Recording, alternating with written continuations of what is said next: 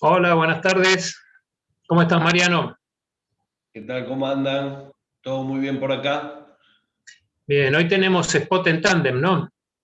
Sí, sí, hoy vamos a utilizar casi una fórmula de dúo para trabajar un contenido realmente, a mi gusto, apasionante, que más allá de las actualizaciones laborales que Héctor siempre nos garantiza y nos tiene acostumbrado a dar, algunas con algún susto, otras no tantas, eh, pero nada, tema de carteros y de realidades. Después vamos a compartir, creo, una experiencia muy rica que ha tenido junto a Alberto en el caso, en el caso de AUSA. Gus. Sí, es el caso de AUSA. Bueno, le damos la bienvenida a todos los que están participando del spot ahora y ya pasamos a Héctor, ¿te parece, Mariano? Con las novedades laborales. Después Héctor va a volver a entrar, como dijimos, por el tema este del relato del caso, particularmente. Pero primero, lo que corresponde, el abogado, el jurisconsulto de turno, hablando de los DNU, las legislaciones o los fallos que hemos tenido en estos 15 días. Muy bien, muchas gracias. Bueno, gracias, bienvenidos. Hace rato que no nos encontrábamos en esta guardia, en este turno que me toca a mí de vacaciones de invierno, por eso creo que el formato que le hemos dado va a ser de dúo, ojalá que no se transforme en algo parecido a Pimpinela. Por lo pronto, debo decirles que en estos últimos 15 días no ha habido grandes novedades en términos normativos, tal vez porque el último de los DNU, con medidas restrictivas en materia sanitaria, tuvo una proyección de casi 4 semanas y va a regir hasta el 6 de agosto, con lo cual la única novedad que hubo entre que se dictó ese DNU, que mantuvo la misma calificación, el mismo semáforo sanitario que ya sabíamos y veníamos comentando desde este espacio, fue la decisión administrativa 723 del 21 de julio de la Jefatura de Gabinete de Ministros, flexibilizando para el ámbito de AMBA, que es donde está el mayor riesgo sanitario, flexibilizando, les decía, algunas medidas sanitarias de tanto reuniones sociales en espacios cerrados hasta 10 personas y en espacios públicos hasta 50, además de otras flexibilidades que lamentablemente no tienen un correlato en el ámbito de las relaciones del trabajo, ¿no? Porque la jefatura de gabinete flexibiliza algunas cuestiones sanitarias, pero parecería que otras autoridades de aplicación de distintos subsistemas, tanto de salud como de trabajo, tanto de riesgos del trabajo, nada dicen respecto a la necesidad de actualizar los protocolos que han sido concebidos allá por junio del 2020 y que merecerían una actualización, tanto de las recomendaciones que la propia Superintendencia de Riesgo del Trabajo ha dado, a través de resoluciones donde ha recomendado qué medidas tomar para el retorno progresivo a oficinas, pero lo hizo allá en julio del 2020. Yo creo que estamos en julio del 2021 y alguna adecuación debería acontecer, especialmente cuando empieza a consolidarse este esquema de hibridez entre lo presencial y lo virtual, más allá de que responda a medidas sanitarias, más allá de que todavía los empleadores, quizás por la propia imprevisibilidad que Argentina destila, prefieren que todo lo que ocurra como consecuencia de la crisis sanitaria, más que como por convicción respecto a cómo debería desenvolverse una organización en esta mixtura de presencialidad y virtualidad, ¿no? Pero bueno, les decía, desde lo sanitario la única novedad ha sido esta. Desde lo laboral de la seguridad social, que es el ámbito que nos compete en este spot, yo diría que lo más relevante ha sido la reforma previsional que hemos tenido a tiro de DNU, porque en Argentina ya nos hemos acostumbrado a los decretos de necesidad de urgencia, y antes estaba la excusa de lo sanitario y la necesidad de actuar velozmente. Pero ahora parece que se le ha tomado el gusto a esto, y creo yo que en periodo de campaña electoral va a seguir ocurriendo.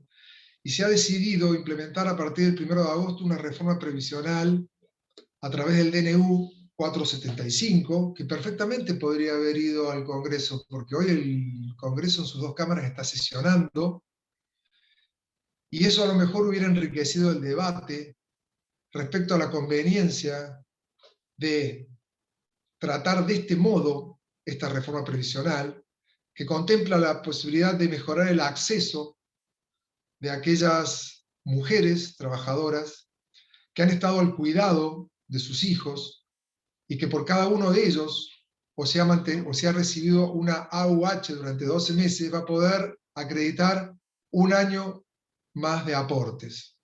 Esto que parece loable desde la perspectiva previsional y de la inclusión en el sistema jubilatorio, sin lugar a dudas se abordó de un modo precipitado, porque consolida peligrosamente un estereotipo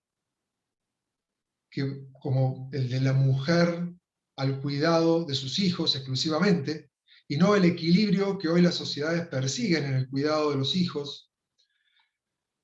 Fíjense que en paralelo que el Poder Ejecutivo dicta este DNU, el otro poder del Estado, encarnado en el Senado de la Nación y particularmente en la Comisión de Legislación del Trabajo, va en sentido contrario y condensa 24 iniciativas legislativas, y el senador Lovera construye esta suerte de ley ómnibus donde pretende que se apruebe, ya tiene dictamen favorable, pero que se lleve directamente al recinto un proyecto de ley de incorporación de innumerables licencias especiales, entre ellas la licencia por paternidad, que justamente persigue esto, buscar el balance en el cuidado de los hijos. Sin embargo, se dicta en paralelo este DNU que comentábamos recién, que consolida todo lo contrario. Parecería que solo van a poder acreditar hasta 3 años de servicio con aportes las mujeres que tengan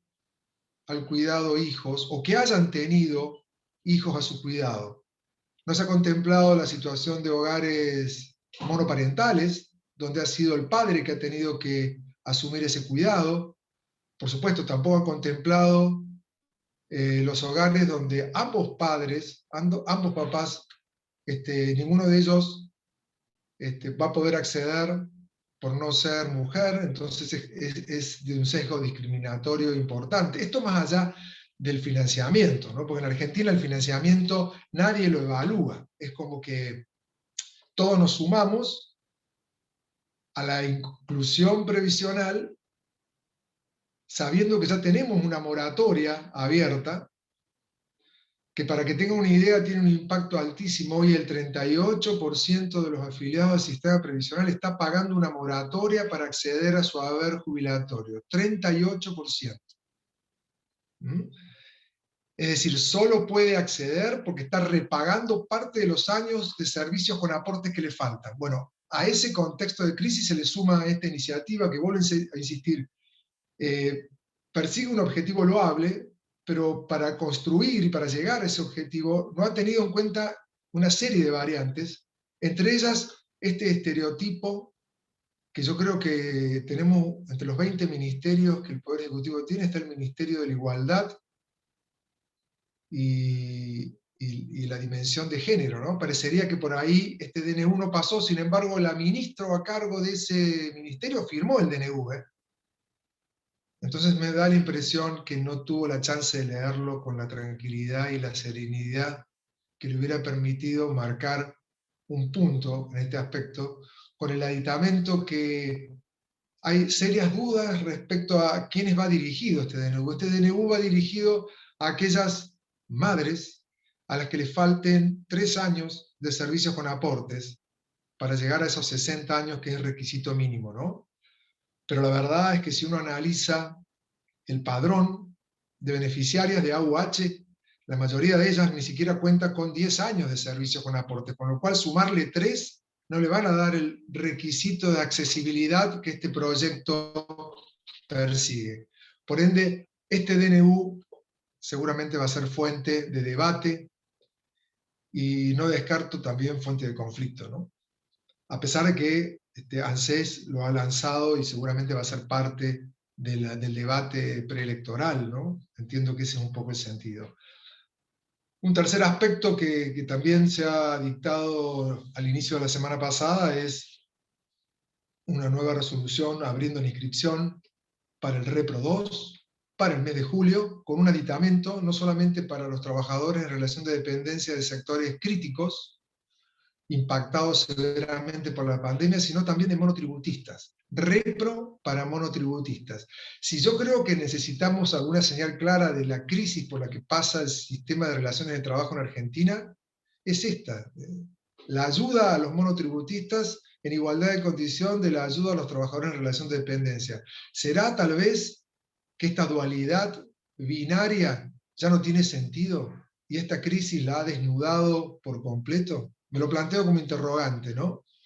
Y bueno, como les decía, estoy más ansioso por escuchar a Alberto y entrar al caso de Autopistas Urbanas Sociedad Anónima que a contarles esta breve actualización normativa, pero no quería dejar de hacer una pequeña consideración sobre un fallo judicial de una de las salas de la Cámara Nacional de Apelaciones de Trabajo, que tiene que ver con un aspecto que a diario las áreas de recursos humanos y particularmente administración de personal y liquidación de haberes padece, que tiene que ver con todos los oficios judiciales que periódicamente se reciben, tanto para embargar sobre los salarios cualquier tipo de crédito ejecutivo, como para embargar sobre los salarios cuotas alimentarias, y también para retener cuotas alimentarias convenidas entre las partes en el litigio, donde le piden al juez que le envíe una manda judicial al empleador para que ese empleador, a través de la nómina,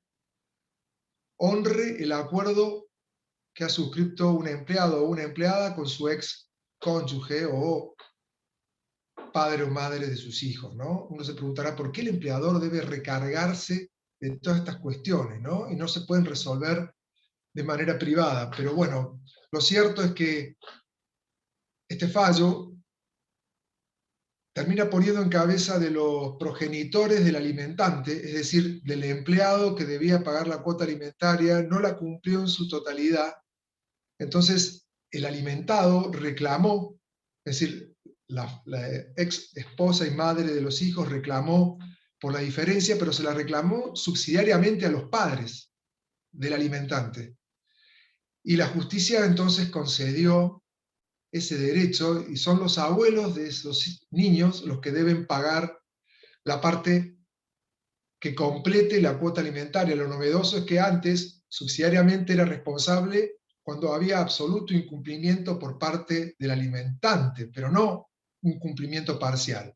Quiere decir que si estamos ante un cumplimiento parcial de la cuota alimentaria, el riesgo de que vuelva a aparecer un oficio, pero en cabeza de los progenitores de ese empleado o de esa empleada, puede ocasionar que la empresa que esté desprevenida, al ver una carátula cuyas partes actuantes no son las que originaban la primera cuota alimentaria, decida o devolver el oficio o no retenerlo o considerar que es incorrecto. Sin embargo, se trata de una nueva carga adicional que podría venir vía nómina salarial, si así lo piden los propios progenitores del alimentante. La verdad que esto que parece un galimatías, en el fondo me ha dado la excusa perfecta para poder señalar que hoy los empleadores tienen que tener extremo cuidado con la cuota alimentaria. Porque la primera obligación que se suele omitir es que todo oficio judicial, al primero que hay que notificárselo es al que tiene que pagar el embargo. Hay 48 horas desde que llega un oficio para que la empresa le notifique al empleado o a la empleada que ese oficio ha llegado. Una vez que ocurre eso, con esa constancia de esa notificación, recién se debe proceder a evaluar cómo se embarga. Si es una cuota ejecutiva, hay un decreto reglamentario que fija un límite de hasta el 20% de la remuneración bruta. Pero si es cuota alimentaria, ese límite lo pone el juez. Y ahí es donde viene el problema, porque suele ser un juez de familia quien determina qué conceptos integran la base de cálculo de una cuota alimentaria. Entonces, suelen utilizar la palabra haberes con un carácter muy genérico, y no con el carácter genérico que los técnicos en el área de capital humano suelen decir, bueno, haberes significa remuneración sujeta a aportes y contribuciones. La verdad que para el juez que determina un oficio judicial, eso no es tan así.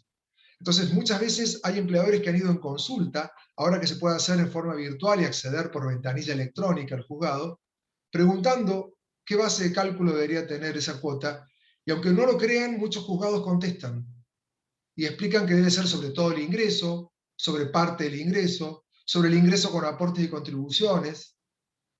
Digo esto, se los comento y lo comparto, nada más que para que sepan que tienen algún recurso, hoy dado a partir de la paralización presencial del Poder Judicial, lo que ha activado que uno pueda vía virtual obtener alguna información, especialmente en aquellos juzgados que desde la virtualidad están funcionando mejor que cuando tenían que tomar las audiencias de manera presencial, ¿no?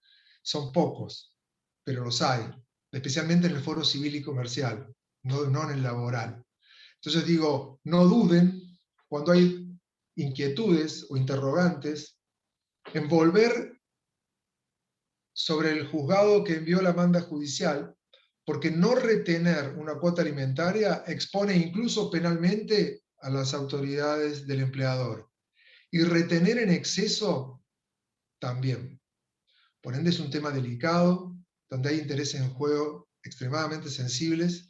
Entonces quise utilizar un poco de excusa a esto de que los abuelos también deben seguir pagando las cuentas cuando los alimentantes no cumplen, para ponerlos a tono de lo sensible que puede haber atrás de un oficio judicial por cuota alimentaria. Y con esto termina la actualización normativa, dejo de aburrirlos y nos vamos al caso autopistas urbanas.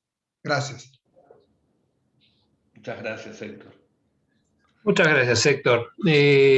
Bueno, vamos a Héctor, no hacía falta presentarlo, ya todos lo conocen acá. Además ya todos saben que tienen la fusión de subtitulado del cordobés al castellano, en caso de que sea necesario y que no puedan entenderlo. El caso de Alberto Niffel, le vamos a hacer la presentación, ¿sí? Es un colega, ¿no? Con las 6 letras que tiene la palabra colega, ¿no? Es un señor director de recursos humanos, ha pasado por varias empresas, hoy va a hablar particularmente de la experiencia en AUSA, pero ha estado también en bancos, en siderúrgicas, en tabacaleras, ¿no? Una larga y fecunda experiencia. Y es claramente, y el caso este lo demuestra, un señor constructor de relaciones, ¿no? Yo recuerdo el título de papá, era perito en relaciones humanas de la UCA, ¿no?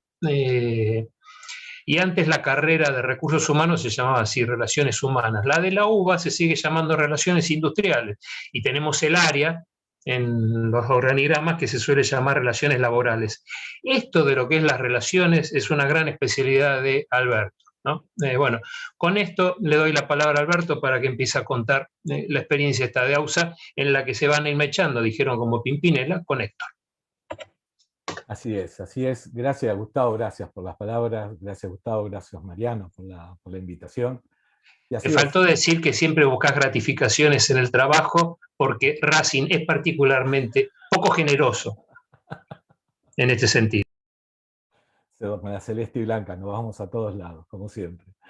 Bueno, otra vez gracias, Gustavo, gracias, Mariano, gracias a los colegas por la invitación.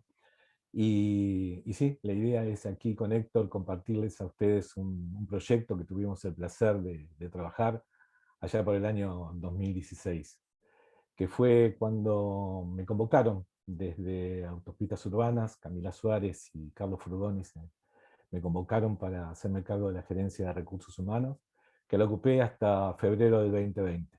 Con lo cual todos los datos que yo voy a compartir acá y la información que les voy a dar es hasta esa fecha. Héctor sigue vinculado, por supuesto, sigue siendo el estudio laboralista de AUSA, así que seguramente él nos va a poder dar las actualizaciones que tuvo ese proceso en estos últimos meses. Como le decía, me convocaron a partir de un proceso de cambio cultural muy importante que estaban proyectando, que tenía que ver 3 pilares, que eran procesos, sistemas y personas. Obviamente que tenía que ver cualquier movimiento en los sistemas y en los procesos, impactaban en las descripciones de puestos y en las personas. Pero primero déjenme contarles quién es AUSA. AUSA es una sociedad anónima cuyo principal accionista es el gobierno de la ciudad, que tiene como responsabilidad el mantenimiento y la explotación de todas las autopistas de la ciudad de Buenos Aires, autopistas por las cuales pasan 850.000 vehículos diariamente. Y además tiene una función de constructora vial, que por ejemplo hizo el proyecto y la dirección de obra de obras como el Paseo del Bajo. ¿Y cuál era el desafío? El desafío era ser la primera autopista en Argentina de implementar el sistema Free Flow. Un sistema de Free Flow, de flujo libre, que es un sistema que se utiliza en el resto del mundo y en países como Chile, donde, para explicarlo de una manera muy simple, cualquier vehículo que se subiera a la autopista en algún momento iba a ser detectado por algún pórtico, con el cual iba a leer la patente o leer el dispositivo de telepase, y a partir de ahí se iba a generar todo el proceso de cobro.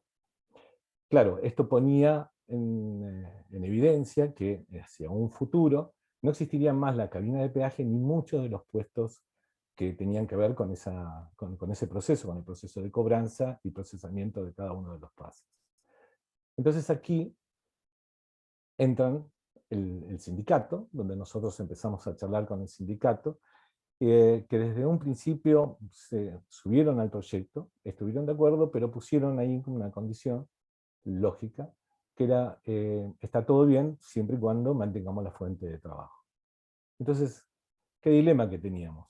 Teníamos que ir hacia un acuerdo donde teníamos que ir implementando un nuevo sistema y garantizando puestos de trabajo que no iban a existir. Entonces ahí es donde con Héctor y el sindicato y la empresa nos empezamos a sentar y a diagramar el texto de un acuerdo. Déjame explicarle que el sindicato en este caso es el Sindicato de Empleados de Comercio. El resto de las autopistas tiene el sindicato, el SUTPA. Con lo cual, al ser un único sindicato, todas las reuniones, todos los acuerdos fueron muy fructíferos de movida. O sea, se pudo avanzar rápidamente en un primer borrador de un primer acuerdo. Claro, después debíamos empezar a hacer el fine-tuning, como le decíamos, ¿no? Héctor, ¿querés explicar vos, por favor, por qué es el SEC, el Sindicato de Empleados de Comercio, el que está en AUSA, a diferencia del resto de las autopistas, y el contexto general del acuerdo que llevamos a la firma? Sí, Alberto, mirá, en rigor de verdad viene bien tu pregunta, porque en Argentina el 60% de las empresas tiene potencialmente un conflicto de encuadre sindical y de impacto convencional. Lo bueno a veces es ignorarlo, porque uno de ese modo no pasa el mal momento de saber que puede tener un conflicto, pero ha sido tan desordenada la manera de otorgar las personerías gremiales y la desactualización de estas personerías, que más de la mitad han sido dadas entre la década del 40 y la década del 60 del siglo pasado, que entonces muchos de esos negocios han evolucionado y hoy potencialmente son susceptibles de ser capturados por distintos encuadres. En el caso de AUSA es una rara avis, porque es la única autopista, más allá de aquellas que operan algunos estados provinciales, como el caso de Caminos de Córdoba, Caminos de la Sierra en Córdoba, o alguna otra provincia en Santa Fe también, pero en el resto del país, el sindicato que tiene aptitud representativa para representar a los trabajadores de las autopistas y accesos es el Sindicato Único de Trabajadores de Peajes, cuyo secretario general más reconocido y el que fue su mentor y fundador es Facundo Moyano. Salvo el caso de autopistas, que es el entramado de 8 autopistas de la ciudad, que rodean a la ciudad, que como decías vos bien, Alberto, la recorren a diario casi 1 millón de vehículos, que cuando nació ya de la mano del encuadramiento con el Sindicato de Empleados de Comercio y la Federación de Empleados de Comercio y Servicios. Eso hasta el año 2010, donde se consiguió constituir una unidad de negociación propia, es decir, autonomía separada del convenio colectivo 130/75, porque no reflejaba las particularidades del negocio de los accesos, y quizá esto fue un elemento crucial para lograr todo lo que después Alberto comenzó a comentar y seguirá comentando, que tiene que ver con esto de tener como interlocutor el Sindicato de Empleados de Comercio, que tiene un abordaje y una mirada un tanto más receptiva que el SUTPA. Un segundo aspecto que es la conversión tecnológica como factor ineludible, y un tercer aspecto que es haber reconocido a AUSA como interlocutor único y exclusivo para negociar colectivamente y no depender de lo que negocia la Cámara Argentina de Comercio o CAME con la FAECIS en el marco del 130/75. Entonces, digamos, la conjunción de esos tres factores llevaron a que AUSA, cuando llegó a este proceso que Alberto comentaba, tuviera que discutir exclusivamente con el Sindicato de Empleados de Comercio, que es el único que tiene personería gremial para el ámbito de CABA, porque el SUTPA tiene personería gremial casi en todo el país, menos en el ámbito de la Ciudad Autónoma de Buenos Aires. Sí tiene personería gremial en las cabeceras donde operan las sedes centrales de los accesos como Autopista del Sol, Autopistas del Oeste, y el resto de las autopistas, Autovía 2, AUBASA. No es el caso de AUSA.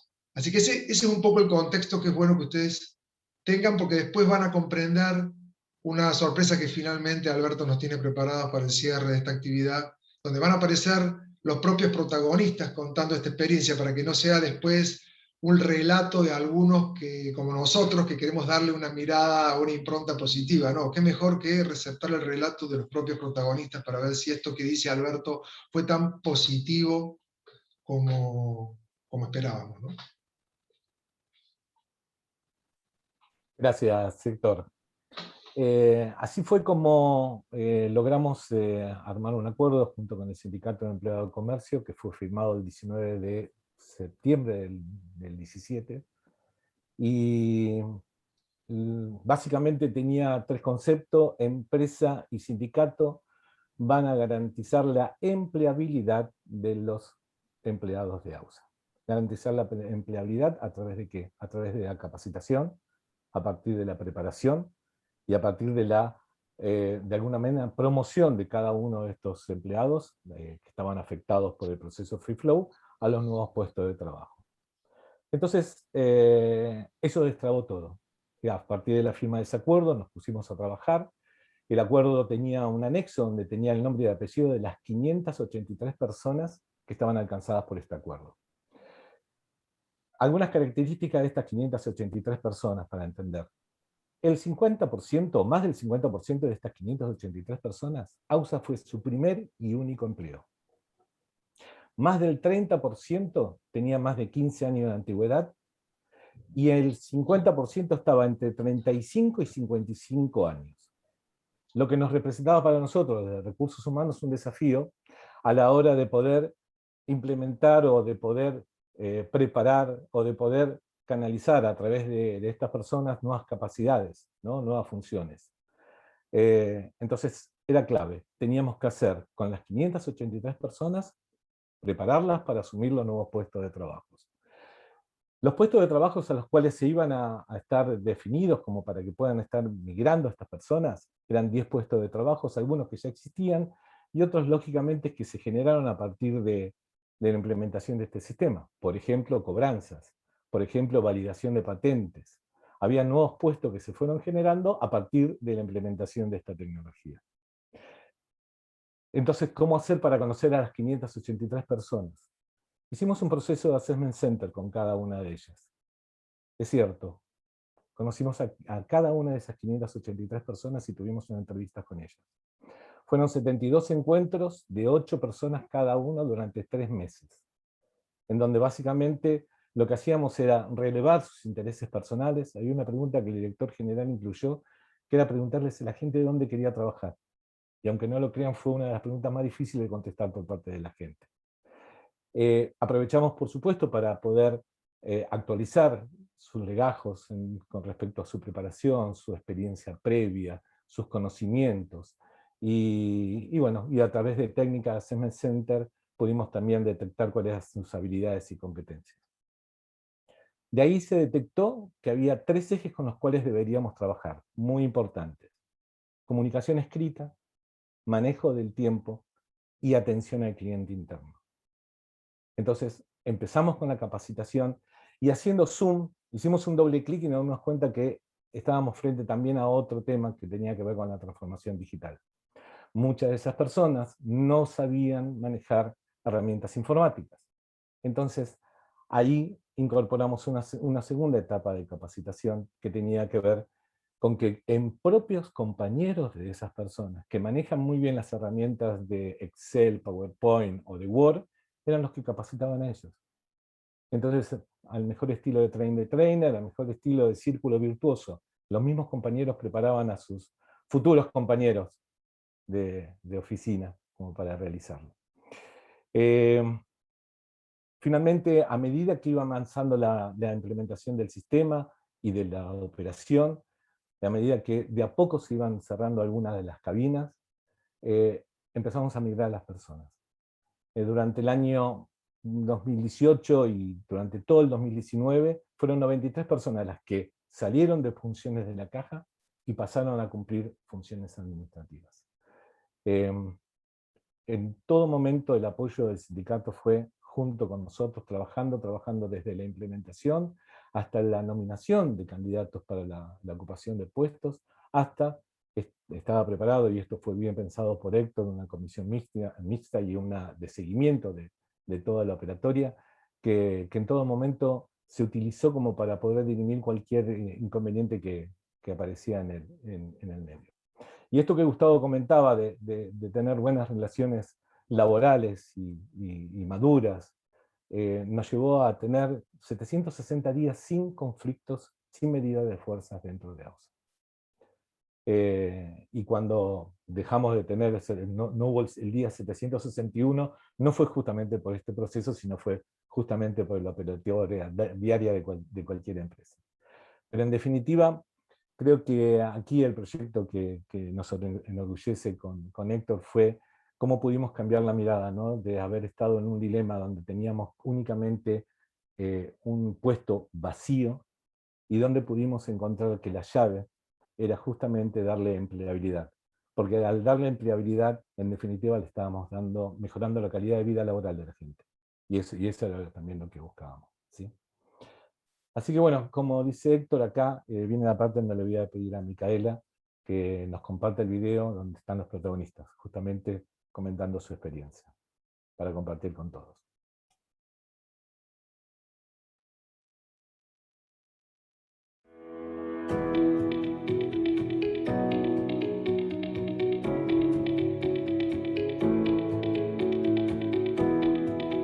Más que un problema para nosotros como sindicato y como Comisión Gremial Interna, fue una solución.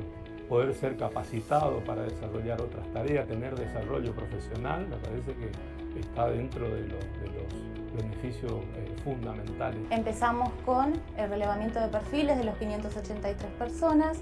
Eso implicó movernos, salir al peaje, a todos los peajes, a todos los lugares de trabajo. Nosotros les contábamos cuáles eran las áreas que se iban a abrir o cuáles eran las áreas que iban a ser receptoras de ellos, y ellos, en base a su afinidad y a lo que conocían, manifestaban su interés en una u otra área. Pensar en eso, pensar cómo hacemos para que toda esa gente con la cual tenemos responsabilidades tenga un proyecto de vida viable. Yo creo que lo primero que ganan es trabajo en equipo, que obviamente es muy individual el trabajo que vienen haciendo. Pasar de estar en uno por uno, trabajando todo el día con gente sin parar, y ahora recorrer casi todos los peajes son cambios del día y de la noche. Con todos los que hablo, yo le digo que ni bien tengan la chance, sea el área que sea, que se animen y que se pasen. Salió primero lo de mantenimiento, y como yo estaba familiarizado, pero podría haber ido a Vial o a otro lado, porque yo sé que la empresa te va a dar la chance de capacitarte en todas las áreas, no hay impedimento.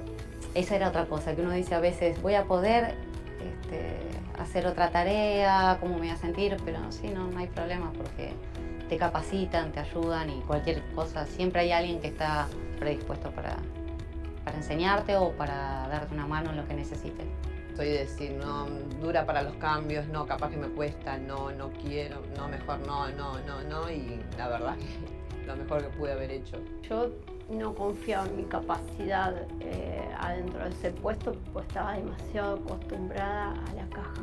Pero bueno, me apoyaron mucho y ahí descubrí que podía hacer todo lo que me propusiera, digamos, ¿no? Creo que sí, gané eso de decir, estoy cómoda, hay un lindo clima laboral y me gusta. El punto de inflexión ante uno me parece es eso, como no paralizarse con el miedo. Tengo miedo, pero bueno, voy igual. Escribir un mail. Al principio me daba miedo hasta eso. Bueno, y no, hasta capacitarme en eso, enseñarme cómo dirigirme. Sí, Mujer y mis chicos estaban muy contentos que haya salido de cajero y sea administrativo. Les gustó, me apoyaron en eso y está genial. Si ellos están contentos, yo estoy bien. Estoy contenta. Yo antes estaba por ahí, tenía otro humor. La gente que me conoce sabe. Hasta las 11:30, 12 menos cuarto no llegaba a mi casa. Y ahora me cambió la vida, es llegar al viernes y encontrarme con mis hijos, recuperar la mesa, porque yo llego 7:30, 8 a mi hogar, y la cena es fundamental en la familia. Acá lo que hay que entender es que cuando nosotros hablamos de transformación digital, en realidad lo que se habla es de una transformación de las personas. La transformación es humana, no hay transformación digital. Lo digital es una herramienta nada más, pero quienes se transforman son las personas.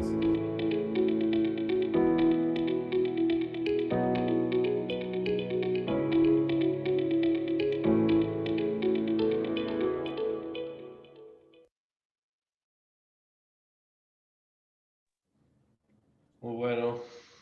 Excelente. Bueno, yo creo que es, perdón, ¿no? Pero ese video tiene el valor del testimonio de aquellos que se animaron, porque si no suele ser siempre el valor del testimonio de aquellos que concibieron una idea o que enfrentaron el desafío y que acordaron, pero después se desentendieron del fenómeno que vos bien, Alberto, señalás, que son las personas, ¿no? Yo quisiera complementar lo que dijiste con dos elementos que hacen al contexto y que hablan de la madurez que representa tener una relación adulta con los sindicatos, ¿no? Y que eso es posible, por otro lado, porque no fue un lecho de rosas, digamos. El sindicato dijo, tiene que ser con todos este proceso, y yo les cuento, como pasa en muchas empresas cuando enfrentan un proceso de reestructuración, hay muchas áreas que no creen en su propia gente. Que lo primero que dicen es, abran un programa de retiro si no pueden despedir, o despidamos colectivamente y pasemos por una conciliación obligatoria y después vemos qué queda, porque los perfiles son incompatibles con esta necesidad de reemplazar la tradicional cabina de peaje por un pórtico digital. Y entonces fue una apuesta donde hubo que convencer a los propios de que este era el camino, ¿no? Entonces cuando uno garantiza la empleabilidad, pero que para eso hay que ganarla, capacitándose, esforzándose, atreviéndose, cambió el paradigma al punto que cuando firmamos el acuerdo, que no fue sencillo de preparar porque había que contemplar qué pasaba con aquel que se resistía al cambio y que había que despedir. Y logramos insertar una serie de fórmulas que garantizaban que nadie iba a especular con esto, porque también es cierto que uno puede decir, bueno, ya tengo garantizada la empleabilidad, ahora me dedico a no hacer nada, no me gusta capacitarme, no tengo más el puesto de cajero físico, y listo. Bueno, también contemplamos amortiguadores para eso, y incluso aparecieron fenómenos imprevistos, ¿no? Un primer fenómeno fue que esto era ahorro para la propia compañía en términos económicos, porque dejaban de pagarse adicionales por nocturnidad, por insalubridad, por bonificación por turno en trabajos continuados o por diagrama, una cantidad de sobrepagos que cuando se pasa a trabajar en una semana calendario de lunes a viernes no se deben pagar, mucho menos si en horario central o diurno. Entonces aparecieron ahorros que también contribuyeron a fortalecer las acciones de capacitación, que eso fue un elemento importante, pero por sobre todas las cosas, yo creo que lo más valioso de esto es que, no sé si ustedes saben cómo expresa el conflicto colectivo un sindicato de peajes, que es levantando la barrera, que es la manera más difícil de desarticular, porque cuando El sindicato levanta la barrera, no confronta con el empleador, sino con el bolsillo del empleador, que destruye, porque lo priva de la recaudación y tiene como aliado al usuario. El usuario se pone contento cuando ve que la barrera está levantada y ni se preocupa en ver cuál es el motivo del conflicto. No es que tiene que soportar un embotellamiento por un paro, al contrario, hay vía libre para todo el mundo, ¿no? Algo que en Argentina nos encanta, por otro lado. Entonces, fíjense el nivel de madurez de lograr identificar rápidamente el trade-off, ¿no? Por un lado, te garantizo empleabilidad, pero también sé que te voy a quitar la herramienta de confrontación clave, porque cuando lleguen los pórticos a instalarse totalmente en todas las estaciones de peaje, el sindicato ya no va a tener ese elemento cuasi extorsivo de decir, ante cualquier conflicto te levanto la barrera, ¿no? Entonces, ese dato no fue menor hasta que llegó la pandemia, y la pandemia provocó otro nuevo aprendizaje, que es que uno a veces en el laboratorio, en el tubo de ensayo, imagina una serie de cosas que deberían ocurrir por experiencias extranjeras o por lo que fuere, y después no ocurre. Y una de las cosas que no ocurre es que hay muchos usuarios que siguen utilizando el pago manual, aunque signifique un 15, un 20 o un 30% más caro. ¿Será porque nos gusta el sentido táctil del dinero? ¿Será porque la informalidad en la economía es mucho más grande de lo que pensamos? ¿Será que no hay confianza en los sistemas digitales? ¿Y esto me van a debitar lo que yo realmente utilizo, las pasadas que yo hago, o terminarán descontando otras pasadas, ¿no? Entonces, todo este conjunto de cosas, pese a que la pandemia empujó a la virtualidad total, porque la pandemia justamente llevó a autopistas urbanas a fomentar el free flow total, la autopista sin barreras total, sin presencia humana, solo de seguridad vial. Sin embargo, se tuvo que desafectar eso porque hay entre un 15 y un 20% de usuarios que siguen optando por el pago manual, aunque resulte más caro. Entonces eso obliga a tener personas físicas cobrando en la caja, y ese era un fenómeno que no estaba previsto. Entonces, en el observatorio que se creó dentro de este acuerdo, hubo que revisar algunas variables, y bueno, y eso creo que es lo atractivo de las relaciones laborales, ¿no? Ese dinamismo y esa imprevisibilidad, que en Argentina se ven potenciadas por las condiciones de entorno, ya imprevisibles, ¿no? Así que lo hicieron mucho más atractivo. Sí, y por eso es importante, gracias Héctor, que hagas el update de cómo fue la situación y sobre todo cómo se pudo enfrentar la pandemia. No quería cerrar, Gustavo, Mariano y Héctor, sin nombrar al equipo que estuvo trabajando conmigo. Romina Biseglia y Romina Turnes estuvieron trabajando en el área de desarrollo, Pablo Guzmán estuvo en el área de relaciones laborales, y José Femia me acompañó en el área de administración de personal y compensaciones. A todo ese equipo y a todos los empleados de AUSA, de verdad, un agradecimiento porque hicimos un trabajo buenísimo hasta ese momento, por lo menos, ¿no?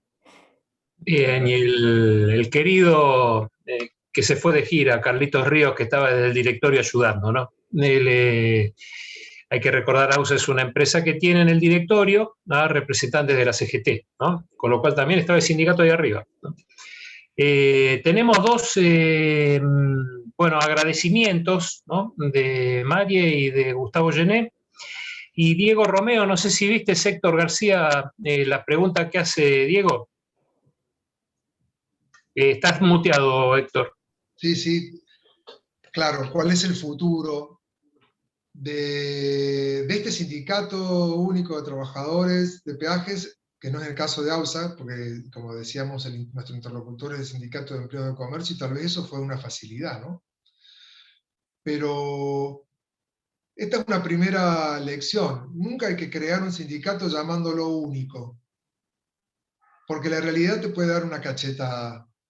Sea porque vas a tener que compartir ese espacio con otros sindicatos, o sea porque la actividad va a migrar a tal punto que te va a hacer revisar los fundamentos sobre los cuales apoyaste la constitución de ese sindicato. Yo entiendo que el Sindicato Único de Trabajadores de Peajes, que está por pasar ahora una elección, y entiendo que Facundo Moyano vuelve a la conducción de dicho sindicato, ha seguido muy de cerca este fenómeno en AUSA. Incluso ha viajado al exterior, como viajaron los dirigentes sindicales del SEC a ver experiencias de otras autopistas y autovías en Europa y en Estados Unidos, que han utilizado tecnología o utilizan tecnología compatible.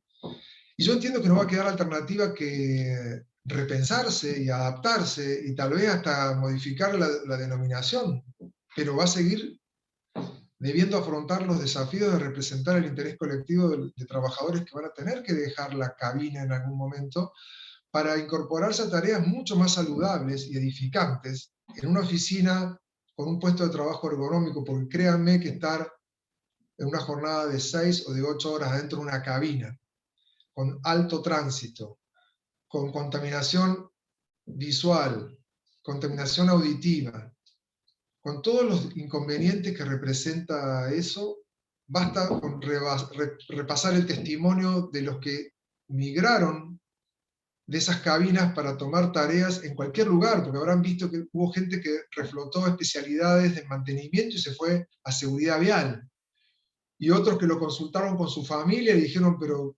preferimos verte más seguido y que dejes de rotar en turnos y diagramas como los que exige una cabina abierta las 24 horas del día, los 365 días del año, ¿no? Pero para eso hubo que hacer un esfuerzo previo, que es identificar qué nuevas tareas genera el impacto tecnológico. Y ahí hay que hacer un punto, porque la verdad es que a veces la tecnología no te da la chance de crear con rapidez nuevos puestos. Te genera un vacío.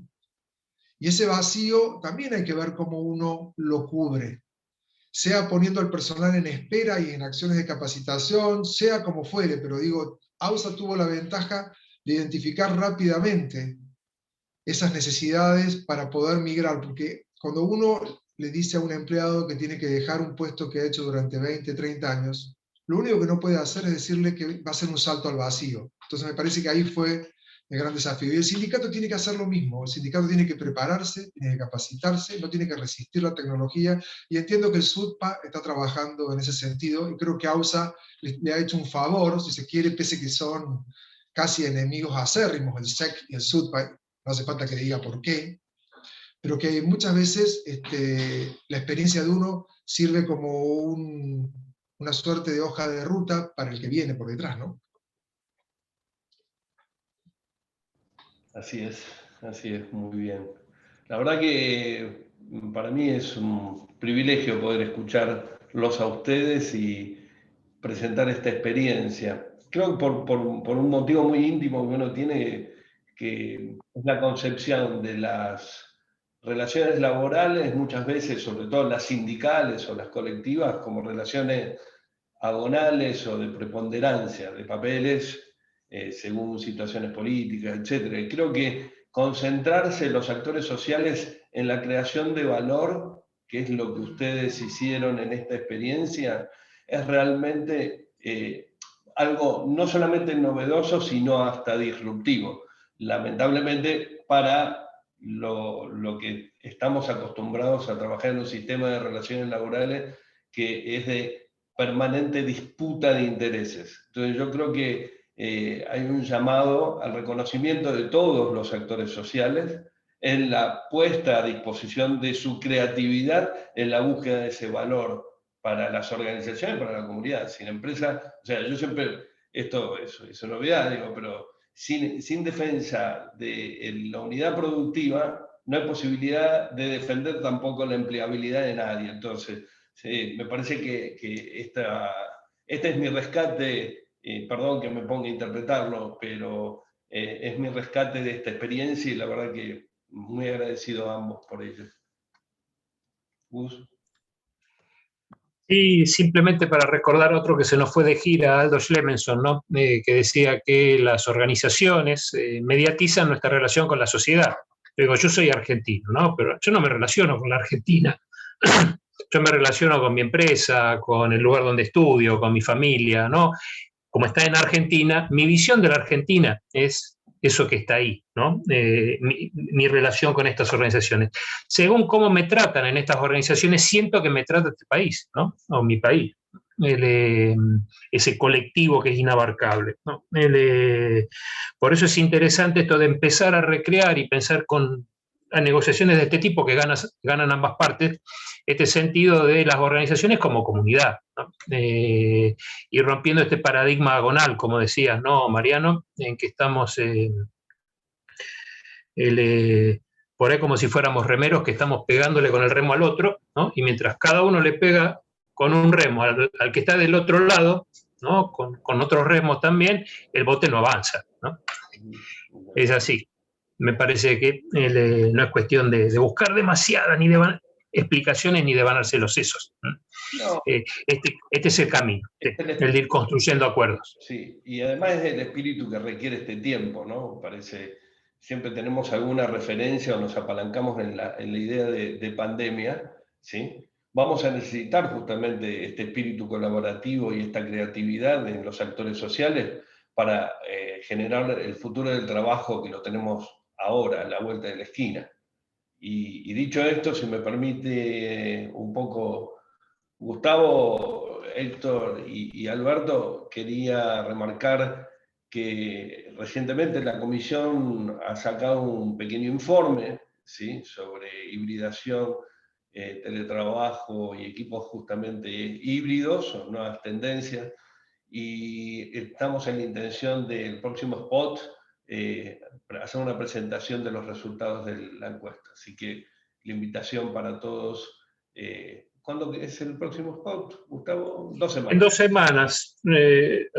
Va a ser el 9, me imagino. El 9 de agosto, sí. Fenomenal. De mi lado nada más. Agradecimiento a todos. Bueno, Héctor, Alberto, felicitaciones. Hermoso trabajo. Bueno, muchas gracias. Gracias, Alberto, Mariano, Gustavo. Que tengan una buena tarde todos. Nos vemos. Gracias a todos. Muy amable por la invitación. No, por favor. A vos, Alberto. Nos vemos. Unas palabritas, Mariano, antes de cerrar. Se nos ha jubilado Juan Carlos. Juan Carlos Martínez, habitual, digamos, miembro de este spot laboral. Queremos mandarle un saludo muy grande y ver si podemos tenerlo en algún momento de vuelta, a Juan Carlos, al querido Juan Carlos. Bueno, señores, hasta luego. Cuídense. Hasta dentro de 2 semanas. Hasta luego.